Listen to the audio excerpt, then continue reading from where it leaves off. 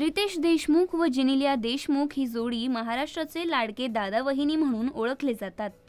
रितेश जेनेलिया नेहमीच त्यांच्या प्रेमळ स्वभावाने त्यांच्या चाहत्यांची मन जिंकत असतात, त्यामुळे या जोडीचा मोठा चाहता वर्ग असलेला पाहायला मिळतो। रितेश जेनेलिया कितीही प्रसिद्ध असले तरीही ते मातीशी जोडलेले आहेत। ते नेहमीच सर्व मराठी सण अगदी उत्साहाने साजरे करताना पाहायला मिळतात। जेनेलिया देखील रितेश व कुटुंबियांसह मिळून मिसळून सर्व सण मराठमोळा पद्धतीने साजरे करत असते। शिवाय हे दोघेही अभिनयासह सोशल मीडियावरही प्रचंड सक्रिय असतात। अनेकदा त्यांच्या हटके रील्स ते सोशल मीडिया मार्फत शेअर करत प्रेक्षकांच्या संपर्कात राहत असतात।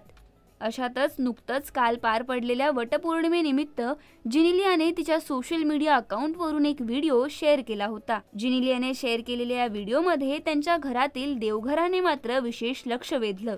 मोठं असं देवघर, त्याच्या आजूबाजूला सुंदर नक्षीकाम केलेल्या लाकडाच्या जाळ्या व देवघरातील सर्व देवांसमोर ठेवण्यात आलेली फुलं, मोठ्या आणि सुंदर अशा 2 समया या देवघरात पाहायला मिळत आहेत। तर देवघरात गणपती बाप्पा, हनुमान अशा विविध देवांच्या रेखीव मूर्त्या देखील पाहायला मिळत आहेत। त्यामुळे रितेश जेनेलियाच्या घरातील देवघराने अनेकांचं लक्ष वेधून घेतलं आहे।